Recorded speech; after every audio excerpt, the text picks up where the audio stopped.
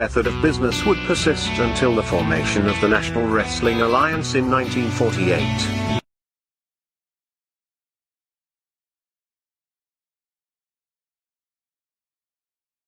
The NWA as a central governing body, with its singular, undisputed world champion, would be absolute and undeniable. This control, combined with the expansion of the interstate highway system, and the inevitable popularity and availability of regional television, would usher in an era of wrestling that was defined by what would come to be known as the territory system. The territory system would dominate wrestling for nearly 4 decades. While the borders, authority, popularity, and obedience of individual NWA territories was in a near constant state of flux, to this day the impact and influence of these territories is still felt. Each territory had its own signature promoter and star. While it is impossible to cram these characteristics into a static, concrete map, we are damn sure going to try anyway. So open up your eyes before it gets too late.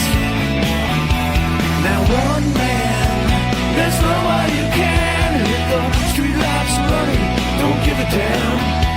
A simple explanation that you'll never find. Sinners never sacrifice. We never leave love alone. Is hate really worth the price? Look at what we've done. Never cared for compromise. Always threatening someone's life, and it feels like the end of the world.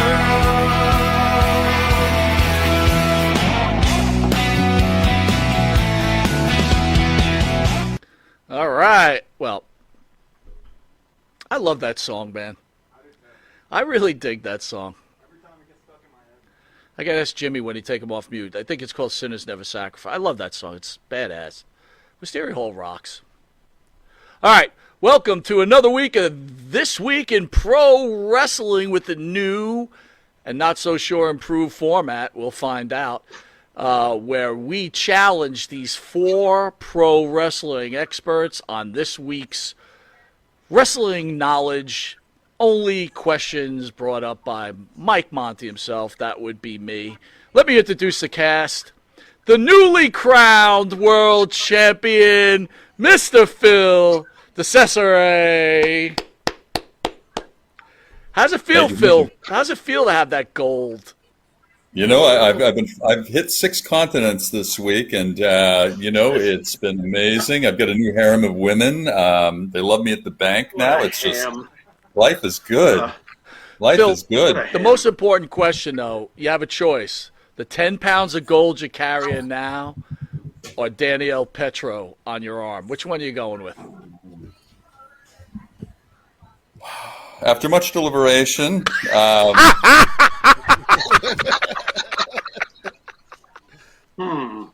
Danny and me sitting in a tree. Oh my God! You're giving up the gold already. I'm a cheap date.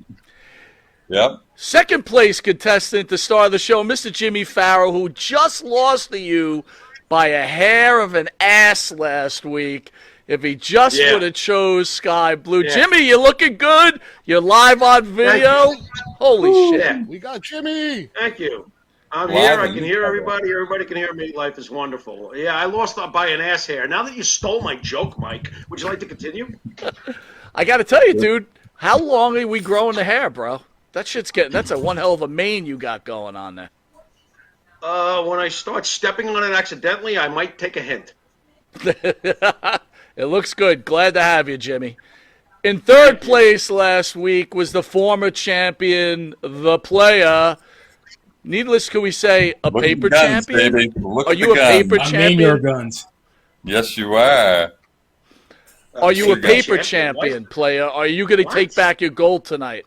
I'm getting the gold back tonight. You can count on it. And in last place last week is the sloth of pro wrestling, What? ESO Creative, who came in a far distant fourth place. In fact, I think if you would have combined the two games, he still wouldn't have won the championship. But maybe you got the fans behind you right now, Bruce. So He tried. He tried really hard. He tried. Ouch. I'm not the one controlling that button over there, Mike. But, hey, let's see what we can do this week about dethroning Phil here, the governor of Thursday night. Mr. President, we're coming for you. Bruce, you know what? You are the fan Champ is favorite. tired. You are the face of this show. People are rooting for you hard. Let's go. Let's not let him down, Mike. All right, we won't. All right. Here we What go, do you mean we gents. won't? It's fixed already? Best of Go ahead, luck. fine. So the WWE keeps pushing John Cena as the greatest of all time, the GOAT. Please state your case on why or why not John Cena is the greatest of all time. And starting us on the 30 is the champion, Mr. Phil. You're on the 30. Go! Well, Cena, I don't think he's the GOAT, okay? I think he's close to the GOAT, but I don't think he's quite there yet. An amazing specimen physically. You know what I noticed too when he wrestles? He doesn't seem to breathe through his mouth. I mean, his cardio is underrated. It's incredible. He's just he's amazing in the ring. He doesn't do a lot, but what he does well. Of course, he's now multidimensional. He's speaking Chinese. He's doing movies and TV and all that sort of thing. So he's basically taken what The Rock has done and kind of just followed in his wake. I know technically he'll never be Bret Hart, and I think as far as merchandise, he'll never be Hulk Hogan, and I don't think he has had such a revolutionary effect on WWE like Stone Cold. So he is not the GOAT. He's a thoroughbred. He's a great athlete. He's a great ambassador. He's a great human. Comes from a great family. His father's a very, very great man, and I have ultimate respect for John Cena. I think he is wonderful. I think he might be he's certainly in the top 3 or 5, but we're covering a lot of territory, a lot of champions. He's up there, but he isn't the GOAT. He hasn't defined himself as such yet.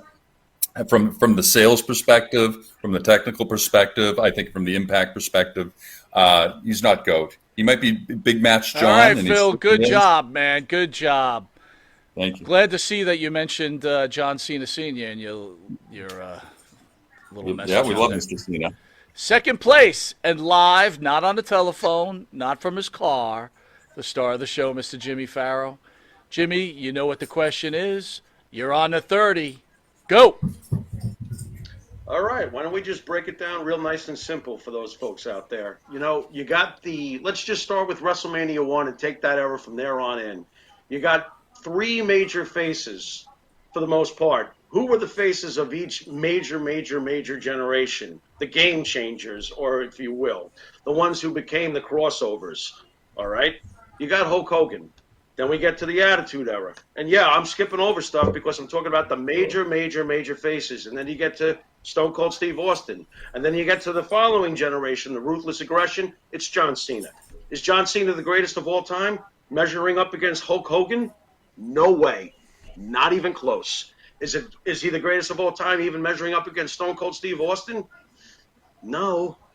The bottom line is that the most successful time periods in WWE was Hulkamania and the Attitude Era. These are the 2 greatest stars. Now, who's greater when it comes to those 2? I guess we'll save that for another debate on another awesome show. But as far as John Cena goes, John Cena is the greatest, biggest star of his generation. He is the Hulk Hogan of his generation. Understand that clearly, okay? Randy Orton is his Joker. He's Batman, John Cena. He's the man. He's always been great. He always will be great. But the greatest of all time, that's reserved for Hulk Hogan and Stone Cold Steve Austin. Period. Well done, Farrow. He came out of the gate strong there. The top 2 contenders not letting anybody down in this first round. And here comes the former champion, the player. Player, how you feeling about this right now? Some There you stiff go. answers so far. He said stiff. Player, Player, you got a ring pose? What? You got a ring pose? What's going on over there? There you go. All right, Very player. nice. I like Just it. waiting for the I clock. like it. You're on the 30. Go. Well, the first thing I got to say, if Vincent LaGuardia Gambini was with us tonight and he heard Mr. Farrow's answer, what he would say is, everything that guy just said was bullshit. Thank you. But no, I do agree. Was Cena the GOAT? Absolutely not. Here's the problem. GOAT stands for greatest of all time. Not the greatest since 2000, not the greatest of the last 30 years. Greatest of all time. So, I mean, is Cena a phenomenal performer? I mean, he's been a huge, probably the greatest star over the last 20 years, 25 years. Absolutely. Tech wrestling-wise, no. But like Phil said, merch sales, he's behind Hogan, but he's right up there in the top two. Love the guy. I mean, he's done so many great things for the Make-A-Wish Foundation. And I love Cena. I mean, Cena's definitely in. Now, as far as the Mount Rushmore of wrestling, the top four, I would put Cena right up there with Bruno Sammartino, Hulk Hogan, let's see, and John Tolos. And then Cena would be number 4. He did it. He's a legend. Good call. He's a legend. Yeah. So, no, definitely not the greatest of all time. Wow, Benny, you came out strong, and you got some major points for the Tolos conversation. Great reference. Well done. Well done. Wait a minute! Oh, that's just. Oh, come on! John Tolos, my foot. That's it. Yeah, it was robbed. Bruce. Good job, player. People are rooting for you, man. Don't let us down. Bruce. When the clock comes up, I'm rooting for you, Bruce. Are you ready? You're on the 30. All right, let's just take a look at this career. He had a legendary career that has spanned several decades. He's third decade of performing. He has transcended the business. He has had tremendous merchandise sales, and he has had tremendous reach. However, Austin still blows him away when it comes to merchandise sales. The Rock has the greatest reach in the past 20 years. John Cena is not Bruno Sammartino. He is not Hulk Hogan. He is not Ric Flair. He's not Lou Thez. He's some of these other legends over the time. You have George Hackett Schmidt. Let's take a look. Bruno Sammartino's career. His career, he was champion for almost a full decade in total. John Cena's career didn't even. Oh man, this is. Please stop. Please stop it. Stop. Lou Thez, come on, one of the greatest champions pre Hulk Hogan. Cena could not even touch Hulk Hogan's career. He could not touch George Hackett Schmidt's. I need a tissue. Somebody got me a tissue. Bruno's career. Mike, somehow I feel a little jobbed out here. I guess we could just. All right, well done, Bruce. Good job, bro. How did we do? Well, I don't know what to say, dude. Oh my god! Wow. Oh my god! Wow. All right. I feel the love. I feel the love. Oh. Yeah. That might have been the greatest question and answer I've ever seen. Next. Oh my god. All right. Question number 2. No. NXT view. No. NXT viewership beats AEW Dynamite by a wide margin. WWE NXT beat AEW Dynamite viewership when the two show clashes on October 10th. According to PW Torch, 921,000 viewers for NXT and 609,000 for AEW. We got shit. Here's the question.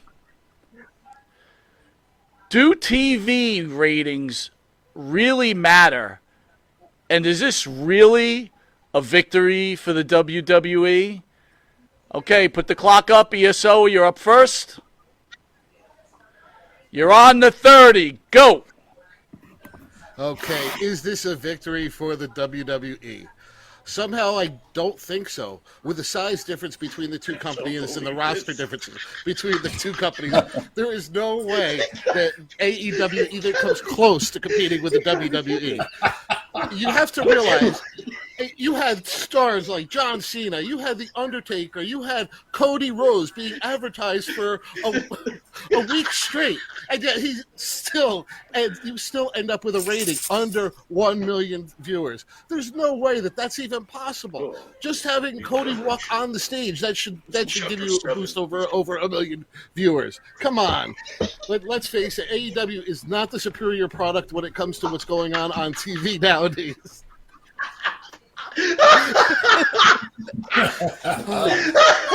Let's face it. This is Oh my God. Yes, WWE shouldn't consider it a real win with the amount of money and effort they put into producing the show, only for it to produce a 900,000 rating in the key demographics. Yes, it had the tremendous difference in rating, but overall, come on. WWE does not stand a chance when it comes to compete, or AEW does not stand a chance when it comes to competing with WWE one-on-one, but WWE should not consider this a win. All right, well done, Bruce. How did we do? Yeah, awesome. Oi. All right, what did you do there? Oh, Wow. All right, well, went from the juice to one. wow. I don't even know what to say about that, bro. I lost the point. That's awesome. You lost a point. Up 2 is the player who came out strong in the first round. You know he's probably going to have some John Tolos comments. You're on the 30. You go. Trying. Well, if the greatest president of all time, talk about the GOAT, Ronald Reagan was here tonight, he'd tell Bruce, well, Bruce, there you go again. Do they really? Go, baby, go. I don't think that WWE really considers NXT as a competitor. I think, remember Jimmy Valiant when he wrestled on 605 Live? He had always, he'd win the match in about 2 minutes and he'd say, I can beat this guy at any time. And then he'd proceed to beat the guy at any time. It's not even close. It's like they said to AEW, hey, look, we're going to put a couple of guys from our main roster on the farm team. And even if we do that, we're still gonna slaughter you. So no, I mean, AEW is a boil, a carbuncle on WWE's ass. I don't think they take them serious. I don't think they'll. I mean, they will never approach the levels of WWE. I mean, yeah, it's a new company and everything, but WWE's got a 50-year, 60-year head start. So no, I don't. I mean, they'll consistently beat them in the ratings. It'll never be close. John Tolos. Well done, Bruce. Wow. All right, Farrell. Nice. You've got to gain that championship. For From Tolos, my I didn't calculations, you are 15 points behind. A 15-point All second right. round gets you in first place. Farrow, All you're right. on the 30. Go! Is this a victory for WWE? Well, I actually believe that they do pay attention to their competition. That's what a smart business does, and they're clearly the smartest in their line of work. I think it did matter. I think that they laughed their asses off, and they're thrilled about it. Why wouldn't they be thrilled about it? And sure, players right, when you take some major stars and put them on the B team or whatever you want to call it, yeah, this is what's going to happen.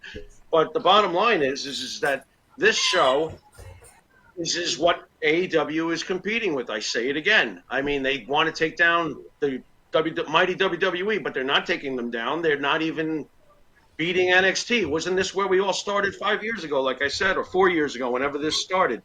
This is just commonplace now. And are they not important? No, they are. They are. The WWE pays attention to them. They're important enough to pay attention to them. Cut the squeaking. What the hell's going on back there? You're walking a dog? But no, it doesn't matter at all. It doesn't matter at all to them in the long run because they know exactly what they got to do when they got to do it. They always know the timing, I don't know what happened years back with NXT, why they were struggling against AEW. I mean, basically what? Because they stole all the WWE guys and put them on AEW? You know? So the bottom line is no. This is, of course, it's a victory for WWE, just like every other victory. And, oh, yeah, John Tolos. I might as well. Why not? Right on. Well done, Jimmy. And it's a tie. Thank you. That Tolos comment All right. got you over the top, bro. Well done. Thank Well God. done. Thank God. I mean, Benny's player's killing it, but I love John Tolos too, so he's my guy. Player is killing it, man. All right, Phil. Come on, You Phil. got to defend that title. You can't be a Yeah. Dusty Come on, Phil. Rhodes here, bro. All I shall right. do my best. You're on the 30. Go. You know, ratings matter, I think, only insofar as we're drawing more viewers to the product, okay? I think NXT had its third highest audience in its history on Tuesday night. AEW probably had amongst the lower number of viewers, but what we really need to do is look at the picture and the fact that 1.5 million people were watching, okay? Which is in this landscape pretty good. There are so many entertainment options now on different platforms with streaming and just, hundreds of cable stations and seemingly nothing on. So, our entertainment options have been watered down. But the fact that we could draw with two companies competing against one another, that amount of viewers, I think is a good thing and a good start. Of course, AEW was on a different night, and I don't think they even got that message out there quickly enough to say that they would be changing their time slot for, I guess it was for playoffs, Major League Baseball playoffs was what they said it was for, but maybe it was just a test to see how they would do head-to-head. Gone are the days where the Superstation on a Saturday and Sunday would draw literally tens of millions of viewers. I think at one point, nearly 50 million viewers tuned into the various programs on Georgia Championship Wrestling. And again, it was a different time, fewer options. But, we're never going to reach those days again. Well done, Phil. Well done. Well done. Thank you. This is a tight race. I got to tell you, as I'm watching you guys and you bringing up your comments, I'm glad I'm on this side of the desk. Always, your knowledge always is amazing. All right, question 3. Tony Khan takes another shot at the WWE and Shawn Michaels. In a recent comment today, Tony Khan said that for the first time in history, John Cena and The Undertaker have not drawn 1 million viewers on TV. He's taking that as a moral victory for AEW. The question is here. We talk about the fans' tribalism and the anger that each has. How could we be angry at the fans when the owners or the leaders of both companies continue to take shots at each other? Pharaoh, you're up first. Hold on, Mike. Run that by me one more time. I'm sorry to delay this. Being that people are saying all wrestling fans should be happy and get along, and fans should really stop picking sides. How can you pick sides when the owners or the leaders of both companies continue to attack each other? All right. I want to hear your thoughts. You're on the 30. All right. Go. How can you not pick sides? Pro wrestling, and we all, especially us, we know this. We've been around watching generations of wrestling go by. It's always been about picking sides. There was usually competition most of our adult lives growing up. I mean, even now today, this is the loudest competition that the WWE has had in decades. But it is the loudest. If you really look at it, AEW is louder than TNA on Spike TV was. They're louder. TNA Spike TV was not selling out Wembley. Let's just face facts. It is what it is.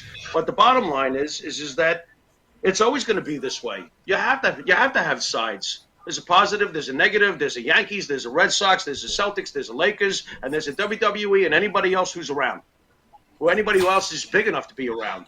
And AEW has actually at least accomplished that. But as far as taking a shot at The Undertaker and Cena not being able to draw 1 million viewers, are you joking me? This is most WWE fans, or a good portion of them, do not tune in to NXT. Like, the market, the things that they're selling, the New Day fans, the T-shirts, all that other stuff. They're not watching NXT. So I guarantee if you have Cena or Undertaker, et cetera, on SmackDown or Raw, on top of Roman Reigns, Cody Rhodes, and Seth Rollins, and most importantly, John Tolos, you've got yourself killer ratings. What are we talking here? Wow, the Pick John side. Tolos pop. Nice job, Jimmy. Killer third round. All right, ESO, you've got 1 point. That, by my calculation, means that you need 42 wrong. points this round to come into first place. No on, problem. Bruce. No problem. I got it. All right, ESO. Come on, Bruce. You're on the clock. You're on the 30. Go. I don't know if I'm ready. I don't know if I'm ready. Okay, first of all, Koki Khan, he's kind of right in some respects. Undertaker and Cena should draw more people. However, they weren't advertised as heavily as some of the other people that were going to be on the card, like a Cody Rhodes. Cody Rhodes should have also brought in a bigger number for them. They were up on the week, but overall, they should have been a lot higher when it comes to ratings. As far as these the childish billionaires interfighting, it's kind of clear CEOs of any other corporations outside of these fighting organizations, going at each other like that anymore. Well, I guess you do. You kind of have the Elon Musks and stuff out there, but let's face it, it's different strokes for different folks. AEW has its way of doing things. WWE has its way of doing things. NXT is probably the closest to AEW when it comes to the actual wrestling content. They're pretty, they both do a lot of the flips and stuff like that. However, I gotta say, the NXT product it's definitely a lot stronger. Jeez. Let's face it, if we go tit for tat, I was a little surprised that the WWE reacted in such a way when AEW moved to Tuesday nights on the day. I did not expect them to put such a heavy emphasis on bringing those stars into the show, but it did work. It did have that slight boost in the ratings, and I guess Mike's up from his nap. Great job, Bruce. Great job. Poignant points. There's drool. Well done. There's drool dripping down your chin, Mike. You might want to wipe off the drool. Thanks. There you go. Thanks, You Jimmy. look better now. Good job. Yeah, you got it, bro. Man, only 33 points to make up in these final rounds. Let's go. Wow. All right, player. You've got the vice grips on. You've got the pit bull bite. Let's go. You're on the 30. Go. All right, so I'm once again, because I'm old and I've been a wrestling fan since 1968, I'm going to go old school. I will never understand why the viewers have to make a choice. And I'm going to go back, back in the day. As a kid, I got, the WWF on Channel 47 in Newark, New Jersey. A couple of years later, then I see NWA Hollywood from the Olympic Auditorium in Los Angeles. With the star, I have to add, is John Tolos. And then after that, I got Championship Wrestling from Florida. I got Georgia Championship Wrestling. I got, after a while, Southwest Championship Wrestling, and I think World Class. So now you're talking, I had 6 different wrestling promotions that I could choose from. Now, did I take sides and say, well, I'm a WWF fan, I'm not going to watch that other crap? No, I watched them all because I am first and foremost, I'm a wrestling fan. So I don't know why anybody has to choose. And while I still have 25 seconds left, let me say about Tony Khan, the best thing Tony Khan ever did was swim out of his father's wee-wee when he was a sperm cell. And he even had help doing that. And Tony Khan could not find his asshole with a funnel and Google Maps. And that is all, John Tolos.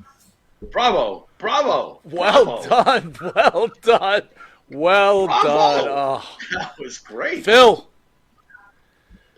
Wow. player is bringing it. The Pharaoh Wow. is You got bringing Come it. on. got ESO Phil, come on. is bringing it. He's got this. Kind of. Let's go, Phil. Defend that title. You're on the 30. Go. Well, it all boils down to the fact that we love to hate. We do. We love to hate. I mean, that's what wrestling's about. We have our good guys, our bad guys. We love to jeer the bad guys and root for the good guys. And this whole AEW versus WWE battle, it's difficult. I mean, it's like choosing between John Tolos and Chris Tolos. Brothers in the same family, but two different characters entirely. You know, John has the experience. It's been around longer. It's a proven commodity, okay? And you have young upstart Chris, has a little bit of an attitude, so appealing to a good segment of the market. So it really, I think, you know, it really brings people to the screen. It really does. And, you know, this tribalism thing, and, you know, this ratings thing, too. I was flipping back and forth. So, I mean, if I were, you know, someone who they were monitoring to see who I watched, yeah, maybe I watched WWE a little bit more than AEW that night. So I guess that would make a little sense, too. But, I mean, really, because we love to hate, you know, you look at Howard Stern, people listen to him, his critics listened to him because they wanted to hear what he said, they wanted to love to hate him, they wanted to criticize him, and that's how they get off. So I think, you know, if you put a wrestling fan in front of a great job, TV, man. Wow. You guys are brawling right now. This is a Pier 6 brawl, the three of you going at it, a three-way. Well, it's actually a four-way, but Bruce took a powder early in the first, you know, beginning of the match.